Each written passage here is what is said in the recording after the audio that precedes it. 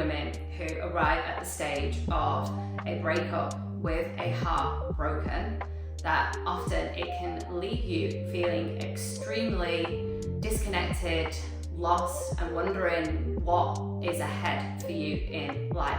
I'm here to tell you my story as the catalyst of that traumatic experience became this beautiful experience for me to really unfold into my truth, where I have now created a life where I feel deeply inspired, not just by what is occurring in it, but also by myself. Living in Lisbon, Portugal, I have created a beautiful business with beautiful clients where I get to serve and support women in really redefining themselves, their life, and coming home to the truth of who they are.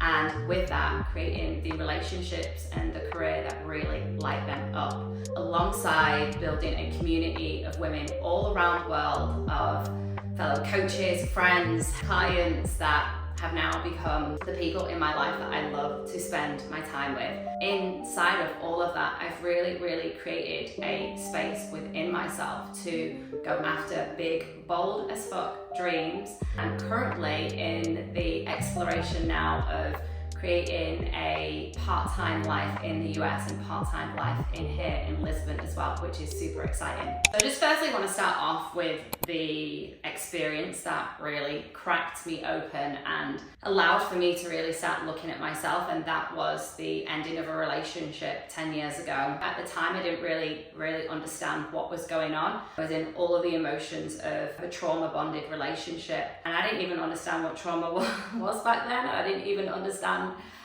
why this wonderful man had entered into my life and why I hated him so much and why I created him to be the villain of my story so that I could stay in the victim that I had always been living from. Didn't even really see it at the time. But that whole experience for me really was the awakening. It was really needed for me to be able to look at how I was showing up for myself, how I was showing up for others or not showing up for others. And it really just allowed for me to start taking a wide lens look at my life, because the one thing that was the running theme or the consistency in all of the painful experiences that I was going through, in particular with relationships with men and women, where there was a lot of conflict, unresolved, blame culture from my part, mistrust.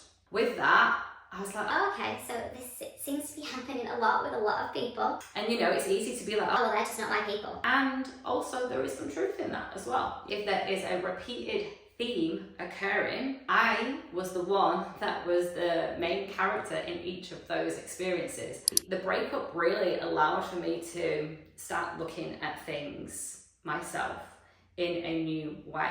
The betrayal and the abandonment that I experienced by my ex-partner wasn't just by him. It was also my dad when I was younger, when he left at 12. So the pain that I went through with my ex and the breakup, and not just the breakup, but the relationship before that as well, with him, that was very toxic, very volatile, very emotionally neglectful and or abusive at times as well. But what it really allowed for me to do is be like, oh, this pain isn't new. This pain is familiar. I can recognize that this is something that I've lived through before. I don't have much memory pre-15, 16. I'm starting to have memories come back, but I started to realize in that relationship, in the breakup and the betrayal of him sleeping with one of my bestest friends at the time, what it really allowed for me to do is like, oh, this is familiar because my dad did this. And I've called in someone to support me by doing this horrendous thing that he did, to support me in healing my past that I had stuffed under the carpet. I hadn't let myself really fully feel the magnitude of the pain of my dad leaving me and leaving the family and leaving, you know, me, my mum and my sister in so much pain. When we're holding so much pain and we're not processing it and we're not being able to really speak the truth of like what was really happening for us at the time, it can really leave us feeling very lost and disconnected, and also shameful. I know that I held so much shame from my past. The breakup and the rupture, as I like to call it, of the experience of ending of the relationship, it really allowed for me to start feeling and moving a lot of that energy. Coming home to myself and not hiding from the truth and the pain, or running away from it, or pretending like everything's okay, I'm perfect, I've got all my shit together, da da da da da, just getting on with things. Which, you know, I know so many women are so programmed to do. It's just like, get on with it, get through it, just leave the past behind you. your past is living in your body. So as much as we want to forget about the past and move on from it, it's living within us. And like it or not, we're taking it into our future. We're taking it into new relationships with us. We're taking it into our, you know, creativity and whatever we're creating in the world, be it relationships, business, career, whatever. We're taking that energy with us. We can either avoid it and just push through it, or we can just really give ourselves the gift of really feeling it and experiencing it and moving through it. So anyway, back to the story. Broke up with the ex, and at that time, you can't even make this up, I was living with him, and we had only been together a short amount of time. I was living with him because I had been made redundant, probably about two to 3 months prior to the breakup. And I rented out my apartment. I just bought this beautiful apartment in Walthamstow, and I was so excited about moving into it. And not even a month after I signed the paperwork, I was made redundant. So someone else moved in because I couldn't manage the mortgage payments. Yeah, I moved in with my partner at the time. And looking back now, I can see that it was a terrible thing to do, especially because I was carrying so much like pain into that relationship from his betrayal. I think one of the biggest lessons in this is like the woman who wants to be deeply independent but can't fully allow herself to be fully held by a man because he's hurt her, because there has been pain, because she hasn't let go, because there is still resentment. When we broke up, I not only lost the relationship, I'd not only lost my job, but I had also lost the roof over my head. I was sleeping basically on my friend's sofa in Bethnal Green in this high-rise, like ex-council block building. I was actually sleeping on the floor because her floor was more comfortable than her sofa. She was a beautiful, beautiful friend who really helped me through that time. Looking back, as much as that whole experience of living on someone's floor was not ideal and it wasn't where I wanted to be, the gift of receiving that love from that sister was everything. It was really like the making of me to be at rock bottom, to be heartbroken, to be sleeping on my friend's floor/sofa, and to be in this space of really, really healing my heart after having such a traumatic experience of the ending of that relationship and the loss of friendships as well that came with it. I had a whole circle of friends that were connected to him, and I know so many women can resonate with this because I've had so many conversations with women about heartbreaks, but you don't only just lose the man,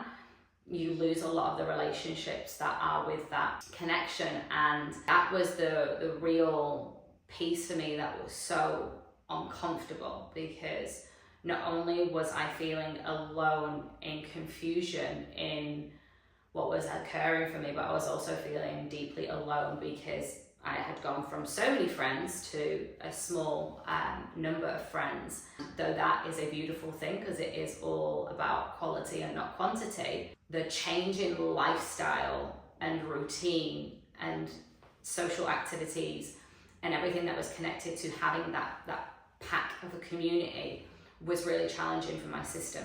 It was very scary. It took me back to being at school and not having a lot of friends that I could trust. It was in that moment that I decided to really start to redefine and completely change the landscape that was my life. I went on a really incredible solo trip to South America and took some time out and really started to reassess where in my life I was not fully showing up for myself. Where in life was I choosing because I was in fear, or I was in need, or because there was parts of me that I hadn't fully tended to. Like the little girl who was in so much fear and rage and sadness towards her dad leaving, that then called in a man that would end up doing the exact same thing. She knew no better. She didn't know what healthy attachment looks like. She didn't know security. She didn't know how to fully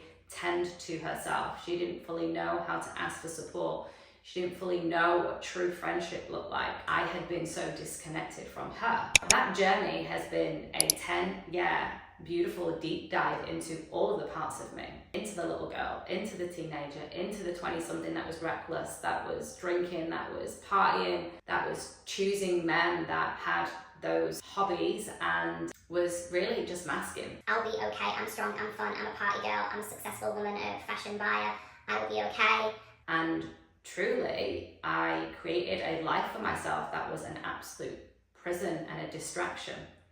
And the alcohol and the numbing and the emotional eating and everything else that was part of that package was really the thing that was all consuming me. It was easier to fight him. It was easier to eat recklessly. It was easier to drink another drink and another drink and another drink than it was to really face off with the disconnection and the emptiness that I felt inside, because the pain underneath the emptiness was so deep. The journey of really coming home to myself, to her, to those parts, to everything that I really, really wanted for my life, but I didn't really feel that I fully deserved or was worthy of because of what I was used to, because of what I had known. That all came connected to pain. I put off my big dreams. I always wanted to live abroad. I always wanted to have my own business because I hate being told what to do and being in a capped salary and being in the space of like, you've got to be here from 9 to 5. Like, I hated it. I felt so controlled. I felt so caged. But of course, I was controlled and I was caged because I was living a life that did not light me up, but it was one that I was familiar to. One of being tight and one of being suppressed and one of being controlling my emotions by keeping them stuffed in, controlling my thoughts by making it about other people and blaming other people and making them the villain whilst keeping myself in the prison of being the victim. The coming home has been the journey of finding beautiful mentors and spaces in this world, mostly online, but also now in person, where I get to really have these unique experiences with these unique divine human beings. And that is because I have created a safe for myself where I feel safe within who I am. I feel really inspired in what I do. And this journey has then led to me creating a business that is thriving with a community of women that are deeply inspiring to me, and also ones that I get to share this gorgeous work with, be on the journey with them, as we're all playing the same game of truly deeply knowing and fully honouring ourselves. You know, it is a never-ending journey, one that will go on forever. Right now, if you're going through this painful breakup and you don't know what to do or where your life is going to go, it could end up so much better than you could possibly imagine right now. And that is the truth for me. I never in a million years could possibly have imagined that my life would be here today from that painful breakup, from that traumatic experience, from that chapter in my life that felt so dark and I was so lost and I was so lonely. It truly was the beginning of the caterpillar morphing into the butterfly, and the journey of the ickiness and the stickiness and the cracking open to create the liberated version of the woman that I am today and the woman that I am still becoming. I hope that you found some beauty in this share today, and I know it's been a little bit different to my usual videos, but I felt really inspired to share this unique part of my journey with you. Hit subscribe if you would love more from my channel.